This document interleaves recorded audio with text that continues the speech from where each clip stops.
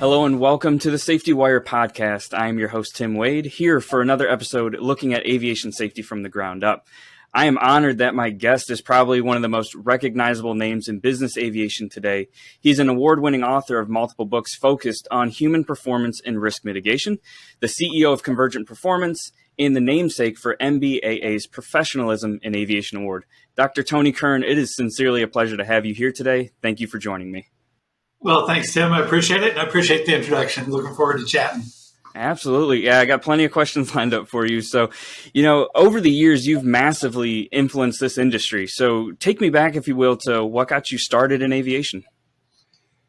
Yeah, well, it was every set of wings has its own story, right? And mine is a little atypical, I think. Maybe not.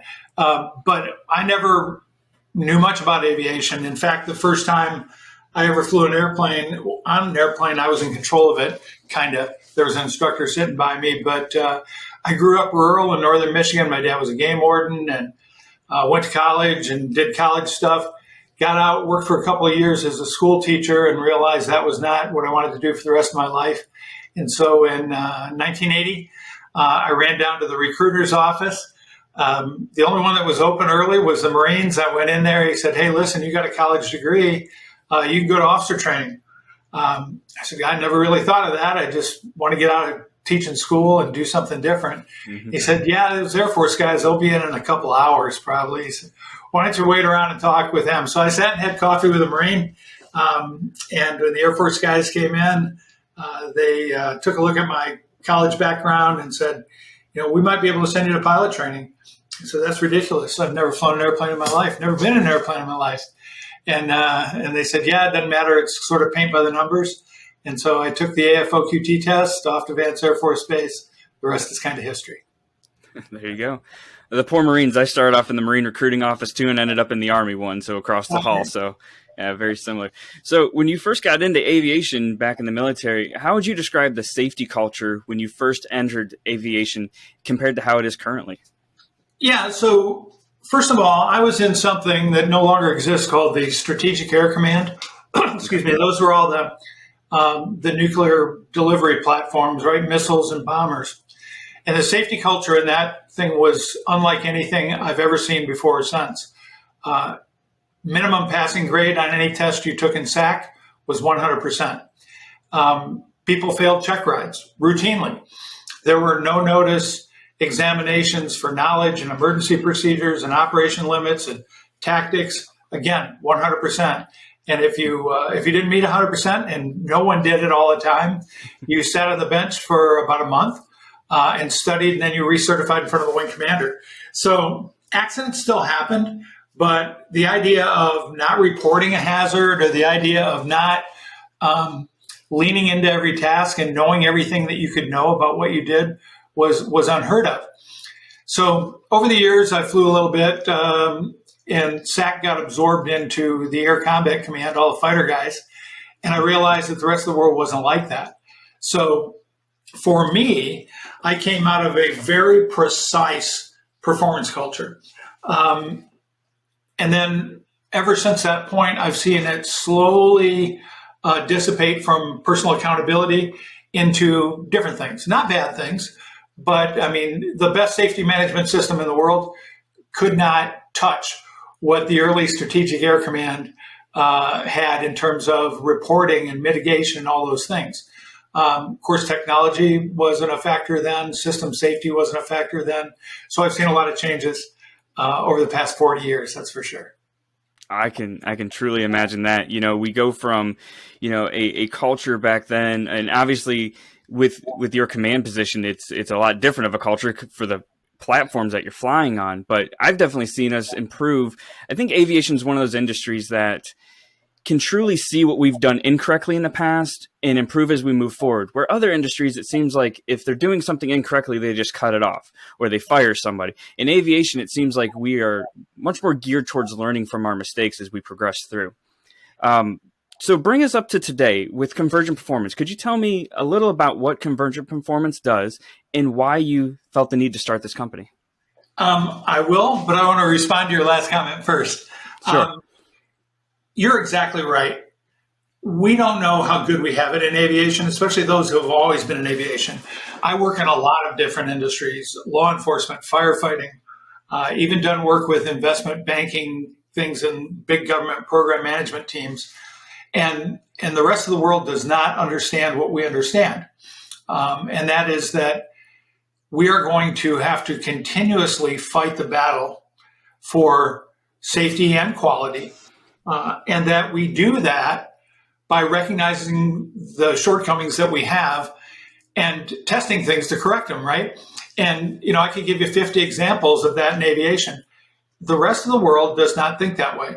They think one of two ways. Either they're locked into the status quo, and sometimes that's for financial reasons, sometimes that's for careerism reasons, sometimes that's just because people don't like change. Or the second reason is that they have traditions in their own industry, healthcare, for example. The gap between a surgeon and his surgical team can be that small, or it can be miles wide. There's no standardization, very few use checklists.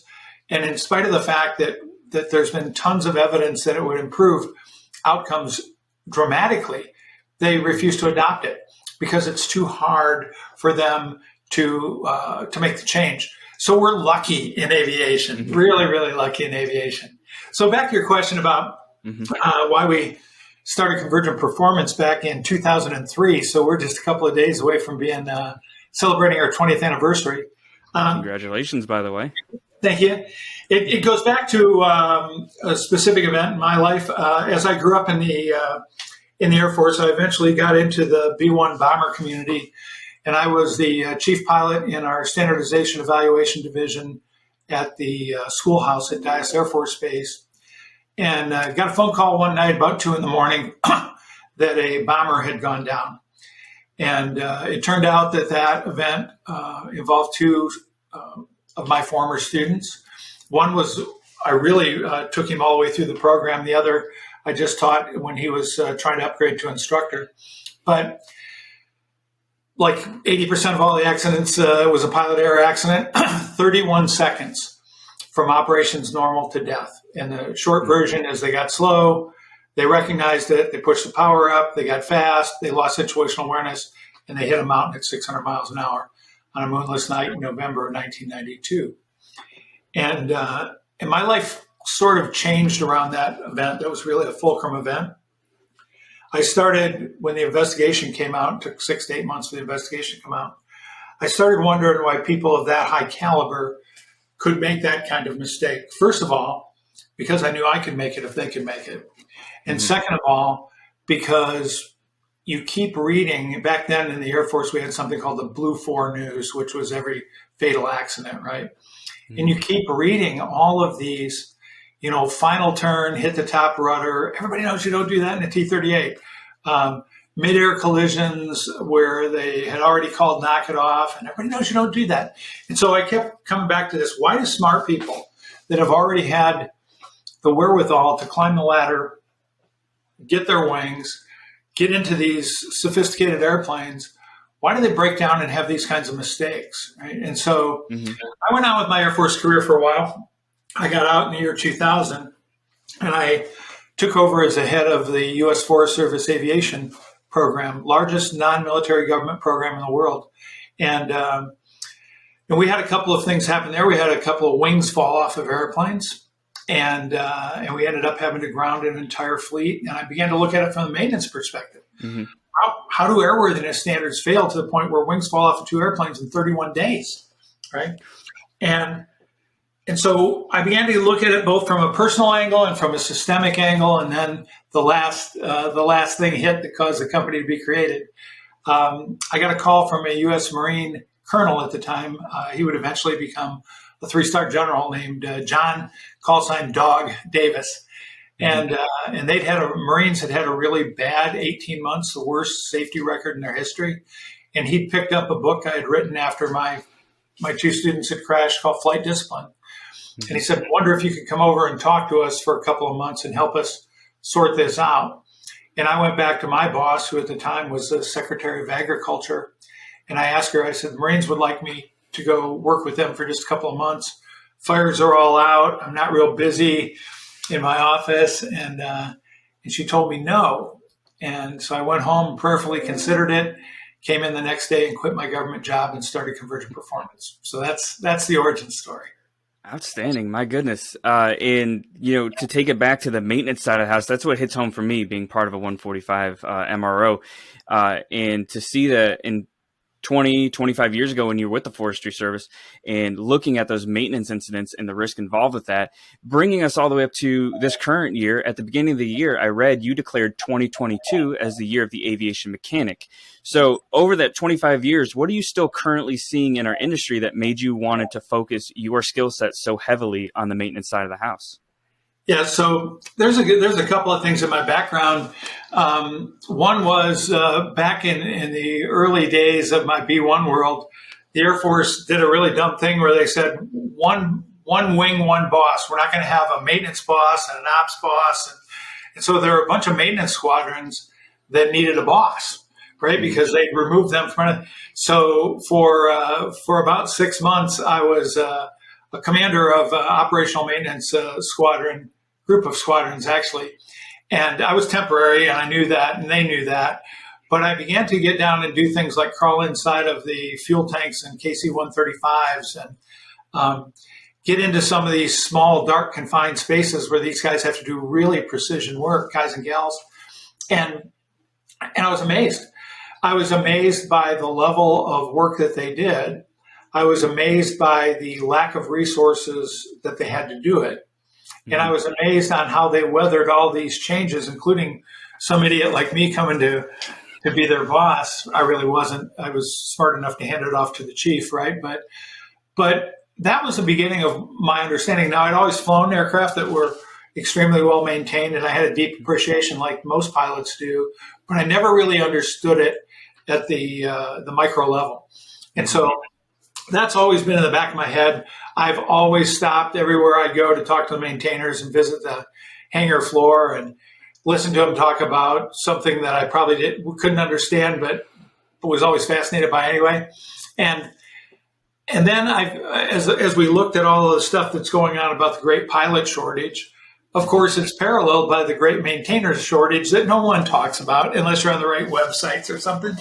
And I thought, holy smokes, how is it that we're missing one of the most key components to the overall system safety? And we sort of assume if we raise the wages a couple more dollars, we're going to get qualified people that are going to stay for a lifetime. I knew from my background and experience the tough work that maintainers have to do. I mean, I've watched people try to maintain airplanes in Alaska underneath mosquito nets in the field, in the bush, and do it well to airworthiness standards, right? With task guards and all that. So I don't think the vast majority of our industry understands the demands on the maintainer. And so I said, we're just going to try to highlight this if we can.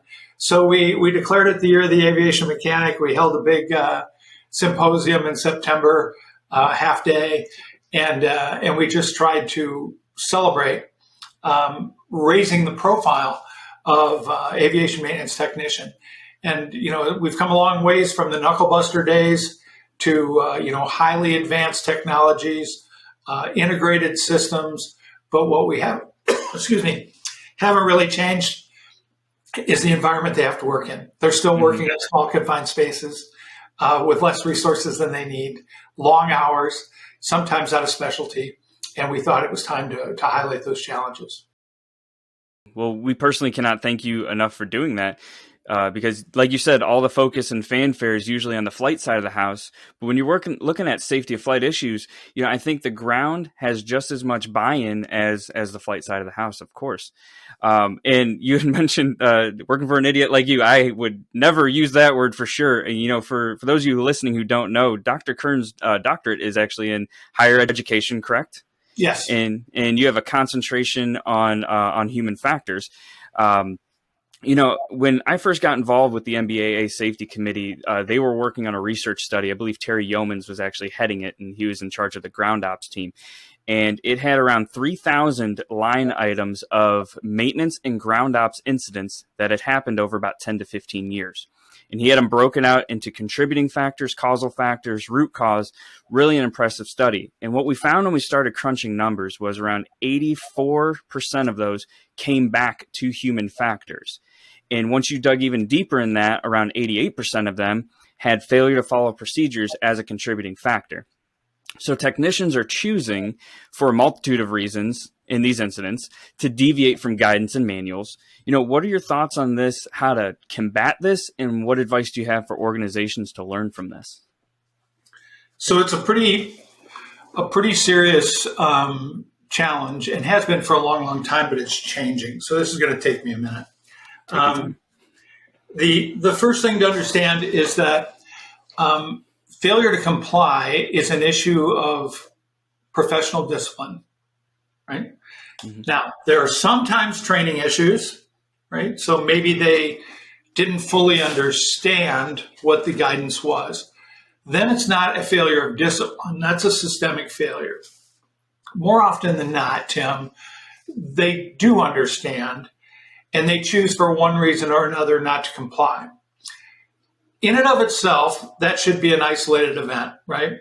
Mm-hmm. But there's always a patient zero out there, the first guy or gal that says, you know what, I really don't have to get all the way up into that section to inspect that jack screw on the Alaskan airliner thing for appropriate lubrication, right? I really don't have to. Besides, it's a 4-hour task. And if I don't have to get the ladders and climb all the way back there and all that, I just read the paperwork that it was done 18 months ago, it's probably good, right? And so that person does that, signs it off, gets away with it, and others see it, right? Mm-hmm. And so then we get the whole evolution into what's called the normalization of deviance. I believe that there's a couple of things. One, I believe the culture of maintenance has eroded. I think it's eroded for a couple of very important reasons. And by the way, it's not just maintenance. I see this in law enforcement, in firefighting, in businesses. Mm-hmm. It all has to do with first line supervision. Maybe not all, but a great deal. When you think of the first boss you worked for, right? Mm-hmm. He or she was your role model, your confidant. To most of us, they were minor gods, right? Mm-hmm. They told us how it should be done. And in the environment, like I said, where I grew up, there were no compromises on compliance. Mm-hmm. None, right? If you were caught willfully not complying, they'd hang you from the yardarm, metaphorically. I mean, you could lose your career for a single event for willful noncompliance in the old Strategic Air Command. But I think there's a lot of factors: mission pressure, time pressure, schedule pressure. But most of all, and this has happened over the last 10 or 15 years, as we've gotten shorter and shorter on personnel, mm-hmm. we promote people faster into these first-line supervisor positions. So we have people now that are in first-line supervisor positions that were the patient zeros of the deviants in the first place. Mm-hmm. And so now what they are their super spreaders, if you will. We have people in place that have moved airplanes without the required number of people their entire career. Mm-hmm. And so all of a sudden they do it tomorrow and they run a wingtip into a hangar or they activate a hydraulic system without checking with everybody and cut somebody in half. All these things are real. These aren't hypotheticals. These are from real case studies. Mm-hmm. And we wonder how in the heck that could ever happen. Well, it could have happened at any one of those times that they did it, the 50 times when nobody was in the way or the hangar was not right there when they did it. So I think that we're experiencing a normalization of deviance that's associated with maybe too rapid a progression mm-hmm. Due to manpower shortages. So noncompliance is rampant around the world, not just in maintenance. There are other causes as well. I think one of the negative byproducts of SMS and system safety and technology is that the personal accountability piece, that individual discipline to make sure it's done right before you close it up or ask for inspection or whatever, has diminished a lot because we're nested inside of so many safety protections. We think we're just a small cog in this wheel. If we don't do it right, somebody will catch it. Something will correct it. Or the last piece is the people that write the procedures, they've never been out here on the floor. They don't know as much as I do. And that's hubris, right? That suddenly manifests itself in some real ugly ways. So I think there's an awful lot of pieces to that puzzle, but they're pretty well known, and we can attack them. Absolutely. And I think those patient zeros that you mentioned, I think the supervisors that we currently have really need to tie in to, because I think a lot of times those people are getting congratulated for getting a 4-hour task done in 2 hours and not asking, why did it get done in 2 hours? Not investigating why it is. Just, hey, that's my best mechanic. They get work done super fast. Yeah. Yeah. And I think a lot more needs to be done on the supervision side. I think, what you just described there is the natural tension between operational readiness and safety, right? Mm-hmm. So they should never be going head to head, right? Yes, the schedule is important. Yes, the customer should get off on time and land on time. Those are outcomes that are clearly visible and often vocal, right? If they don't take off on time, somebody's going to hear about it. If they land late, somebody's going to hear about it. And so those are naturally the things we tend to lean toward. And then when somebody points out that, well, it's important that they get there at all, right? What if the airplane came apart? They go, that never happens. Business aviation is the safest mode of transportation in the world. We didn't get there by thinking that way. And that's what we have to come back to. The reason aviation is the safest mode of transportation in the world is because those that came before us didn't think like we do now. Mm-hmm. I think we're getting way too comfortable with it's been calm. It has been. We haven't had a rash of major incidents that we've had to learn from, which is how the culture got to where it is today, for sure. That kind of leads me into SMS a little bit of how SMS is evolving with how many data trends are coming through. And I've heard a couple people over the past few months saying that SMS is just the new flashy safety thing. And I can only speak for me personally in the SMS program that I've worked with, but I truly believe it's a tool that when it's used properly is very successful in risk mitigation. What are your thoughts on a possible upcoming mandate for 135 and 145 operations for with regards to SMS? So I got to go back a little bit here. It's important to understand that SMS and things like IBAC and ISBAO and those things, they all came from other industries, right? And if you want to go back and really trace their origins, they kind of all came out of ISO, International Standards Organization.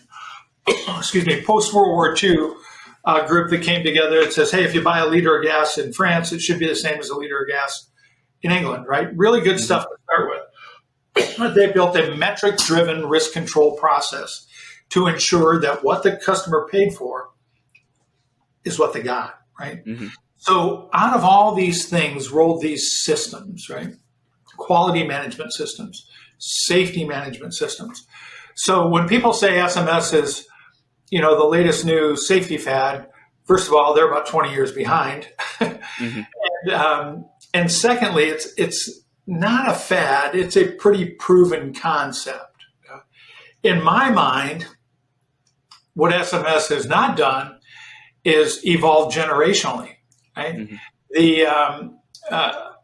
For example, you mentioned SMS does a really good job of managing risk, and there is a risk pillar in SMS. Along with what? Safety promotion, safety policy, and something else.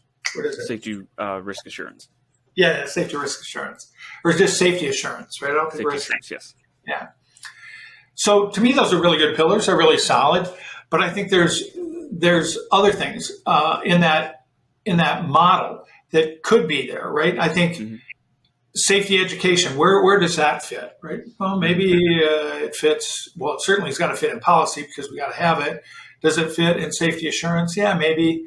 But I thought that was about posters and newsletters, and it's very easy to get confused on some of these things.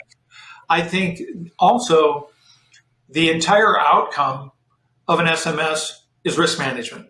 Actually, risk control, right? Risk control. Management's kind of a geeky word. Control is an aviator's word. So in my mind, SMS should evolve. And as it comes down to potentially being mandated, if I were 135 people and I was out there trying to decide how this was going to be rolled out in my organization, I would make it right for me today and start to move that across the industry and then go to the FAA and say one size doesn't fit all. Yes, we get that the airlines work. It works very well for them. It works in Australia for charter operations, but here in our world, we think we need more or less or different. And the FAA is very good at listening to users. Mm-hmm. So what we tend to get is the regulators coming down with this. Are you for it or against it? And there's so much more we can do inside this. If we know it's coming, let's find an alternate means of compliance. Let's find ways that this fits better for family-run organizations like business, aviation in many cases. And I think that's definitely doable if we had the right group of people begin on that project pretty much yesterday. I truly agree with that. Absolutely. Absolutely. Thank you so much for your insight on this and insight on all the questions I've asked so far. This is truly an absolute honor to be speaking with you. And I wanted to close us out with one last question.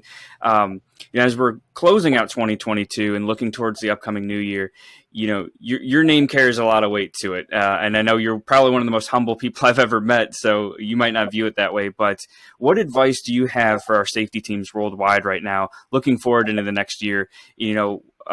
What would you like to see change or improve next year with regards to aviation safety? Well, if I'm talking to safety professionals, which I'll do first, I'll say get out of your office and stop thinking you're only a safety professional.